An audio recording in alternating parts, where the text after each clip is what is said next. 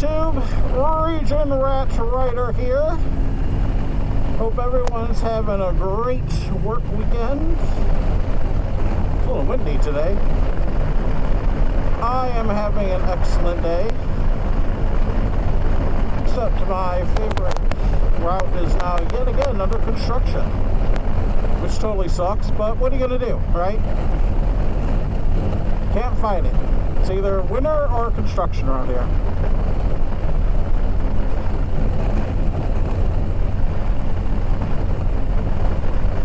So, I'm about to hit 1,000 miles on my bike, and because of that, I thought I would take some time out and go over, like where the ranking order of my previous motorcycles to date. I'm not going to include this one yet because I haven't ridden this. I've only ridden this about 1,000 miles, and to me that's not quite long enough to make a really good opinion. So I'm going to leave this off the list. But this actually came up in a conversation I was having with some people during a graduation party. Like what motorcycles you really liked and which ones you're like, yeah, okay. So I figured I would do this kind of stuff for my motovlog. So starting in, by the way, before I continue, I just want everyone to know that I've liked every motorcycle I've ever bought. So some I like more than others. Some that I have gotten rid of a little earlier than I probably normally would have for one or two issues, but I'm glad that I owned every bike that I owned. So if you're upset that one of my bikes, like I put my least favorite, that's a motorcycle that you have or that you like, I apologize. I still think it's a good bike. So that being said, starting off in last place would be my Indian Challenger. And what I liked about that bike, for a bike of its size, it handled exceptionally well. The Power Plus 8 engine, ton of power, super smooth. It punched way above its weight as far as maneuverability. And it actually had, in my opinion, at least for my butt, the most comfortable stock seat I've ever had. So what were the cons? Why does it fall off so far? One is the fit and finish. The fit and finish on that bike was terrible. There were like side moldings on the saddlebags that just unglued. Like the glue came loose and they were dangling there, and I had to fix them a couple times. There was a little bit of fake chrome peel on one of the rearview mirrors. The paint, while it looked nice, was super soft. I actually scraped it just by having my jacket zipper hit it. And on top of all that, I had a ton of electrical problems with that bike. It stranded me twice. They said they fixed it. It worked the first time. It worked fine. Put it in winter storage. Got out of winter storage. Got stranded again. Every light went off. The bike shut down. I had to have it towed. So it just, I hope they got those. I hear they got those problems solved. But I just had a lot of electrical problems with that bike, so that's why it scores the way it did. Next on the list would be, this is going lowest to least, would be the bike I just replaced, my Ultra Limited.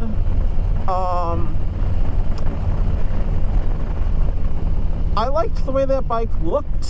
I liked the way that bike performed.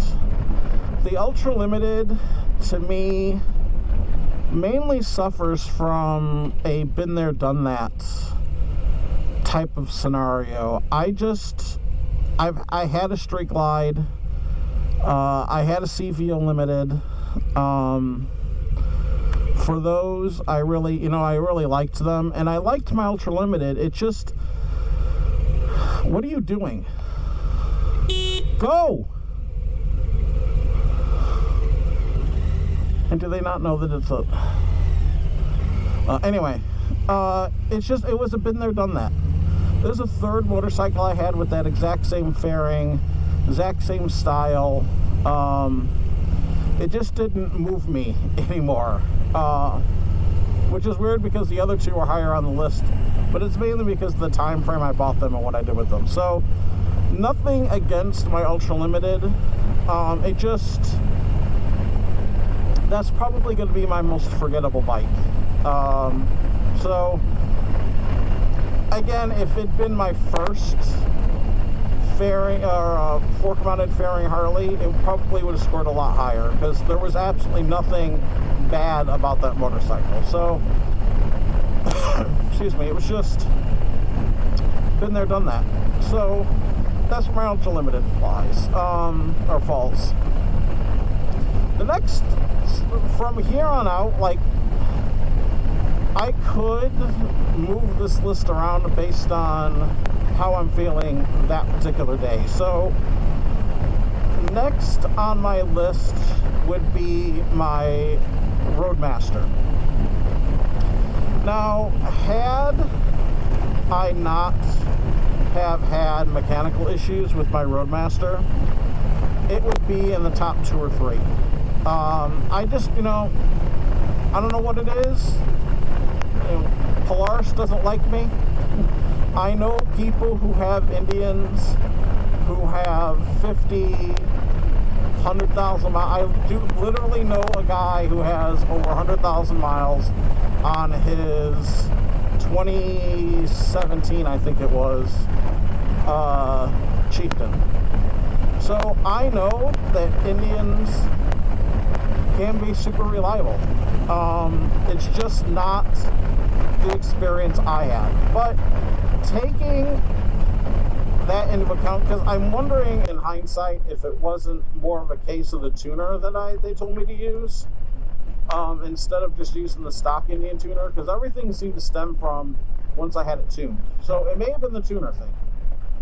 But outside of that, I loved that bike. It didn't have as nice paint as a Harley, and some of the materials were a bit cheaper, but I took that bike to Blue Ridge Parkway. I took it down to Rydetail the Dragon, even though I didn't get to Rydetail the Dragon. From the moment I sat on it until the moment I turned it in, that bike was super comfortable to ride. It was quick.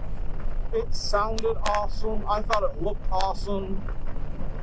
The only reason it's scoring what it is because I had a bunch of mechanical problems with it.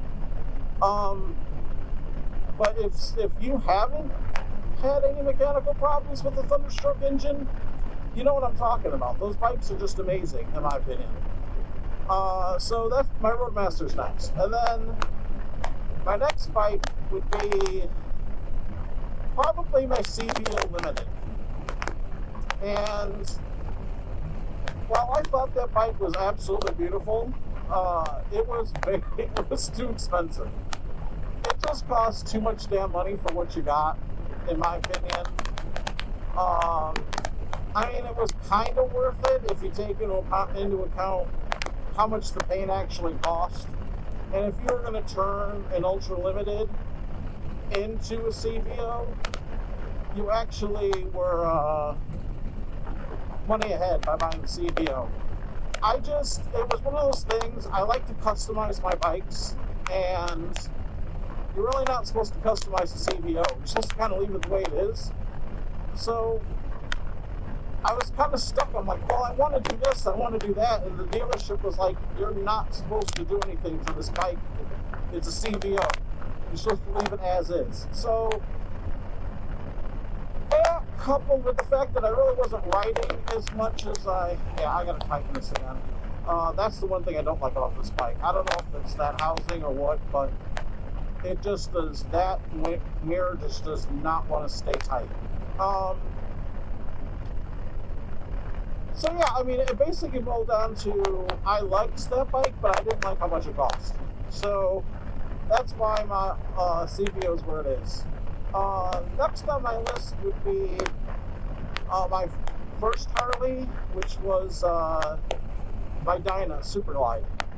I loved that bike. I had so much fun going through. I learned how to ride curvy rides or curvy roads on that bike. I put a big 2-to-1 exhaust in there. It was freaking loud and obnoxious, and I dripped it out in chrome accessories. I put maybe, I think, 13 or 14,000 miles on that bike, and the only reason I got rid of it was because I wanted a touring bike. So, Dynas really aren't good for cross-country riding, and I wanted to start going to, like, Sturgis and go see the Blue Ridge Mountains, Tail of the Dragon, and things like that, and it just wasn't designed for that. So, that's the only reason I got rid of it. But I loved that bike. I don't have a single solitary bad thing to say about it. Which brings me to my favorite bike thus far, and that is my 2014 Street Glide Special. It was Jade Pearl Metallic in color. I'm sure if you go watch my earlier videos, you'll see it. I had it tricked out exactly the way I wanted, with gold and silver, accessories. Wow, this road's really kind of gone to hell. It's very bumpy.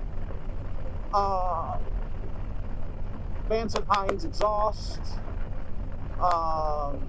It was just tricked out exactly the way I wanted.